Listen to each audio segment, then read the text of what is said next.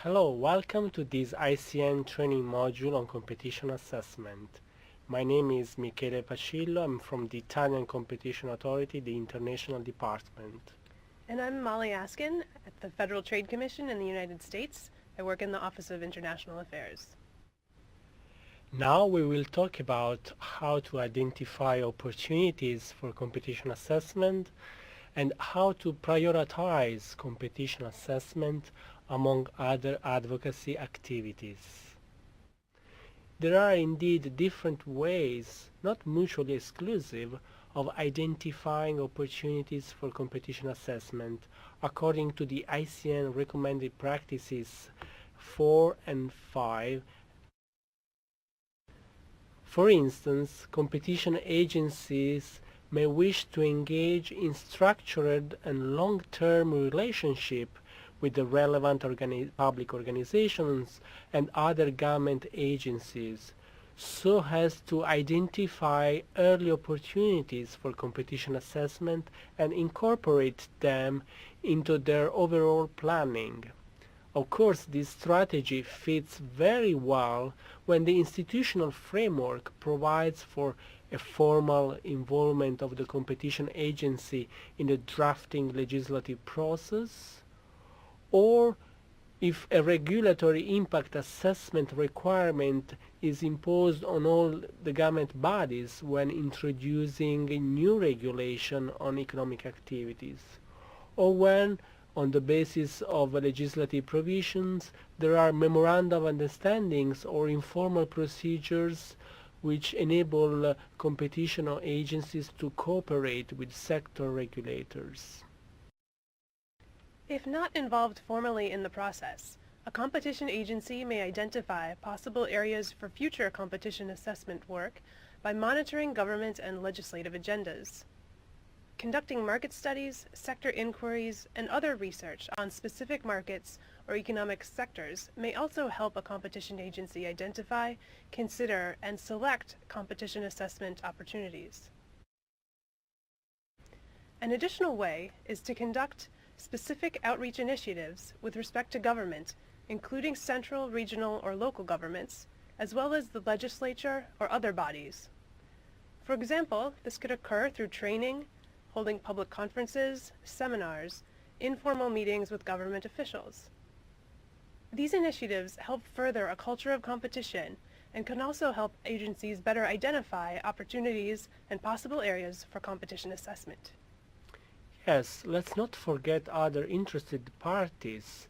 Indeed, it's important that competition agencies are open to consider relevant expertise from academia, consumer organizations, independent non-government bodies, and the private sectors through, for instance, consultations in the form of a permanent forum or occasional seminars and conferences on specific topic, or through voluntary submissions, for instance in the form of complaints from interested parties. All these may provide helpful indications of opportunities for competition assessment. Let's move on and talk about prioritization. Competition assessment is only one among other advocacy activities carried out by competition authorities. We will discuss the principles presented in Recommended Practice 6. Selection criteria can give guidance to competition agencies to focus its actions on the most significant matters and consider the interaction between law enforcement and advocacy. Selection criteria can be particularly helpful for smaller agencies in allocating resources. Well, I would start by an obvious consideration, the likelihood that the policy will be adopted. If the chances of a policy for being approved are rather low, there is no point in investing time and resources to assess its competition impact. Then I would consider the potential or actual competitive impact of the policy in question. The impact depends on the extent and the nature of the possible restriction on competition, but also on the importance of the economic sector or matter at stake.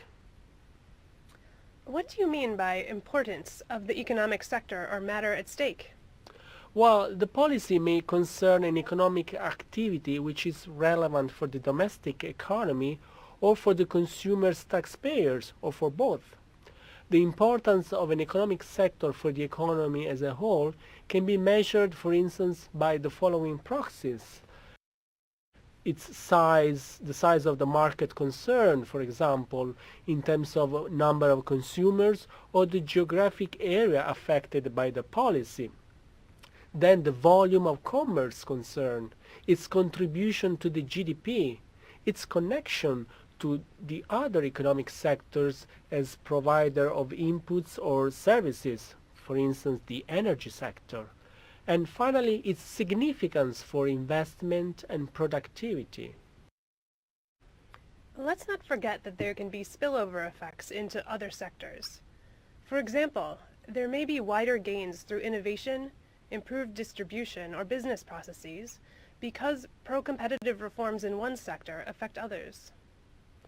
Some agencies also consider the expected additional impact on the economy more generally. This captures, for example, whether, as a result of the agency's actions, economic efficiencies and productivity would be expected to increase, as well as the impact on macroeconomic variables, for example, inflation or government debt.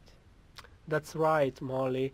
This is also a factor to be considered, especially in today's world where digitalization and internet are changing the way of doing business in many sectors. What about the economic sectors that are important for consumers and taxpayers? Well, when selecting an economic sector for its relevance for consumers or taxpayers, competition agency may generally look at the following proxies: the share of consumer expenditures for the relevant products or services, the fact that the goods or services are purchased by the government. This can have an impact on the public finances and ultimately on taxpayers, and also the impact on vulnerable consumers. In other words, the likelihood that a pro-competitive reform may contribute to the alleviation of poverty or improve the quality of life of this category of consumers.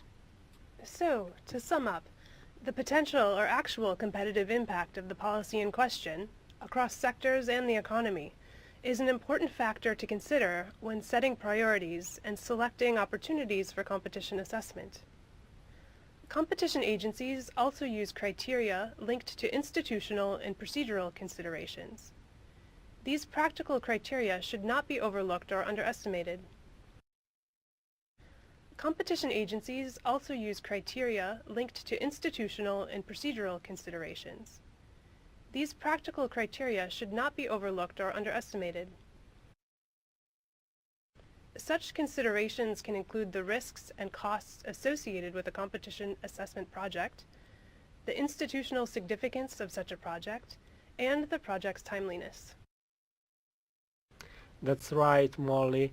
For example, in terms of risks, agency may consider the likelihood of successful delivering on a competition assessment project, taking into account factors such as the likelihood of gathering sufficiently strong arguments or the complexity of the assessment itself, the know-how, the expertise within the authority.